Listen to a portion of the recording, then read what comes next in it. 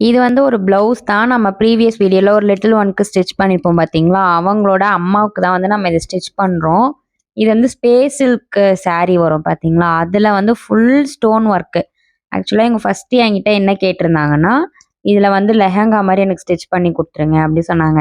நான் அந்த சாரிய பார்த்ததுமே சொல்லிட்டேன், "ஆஹா! இது வந்து நம்ம தைக்கணும்னா நெறைய வேலைப்பாடு இருக்கும்.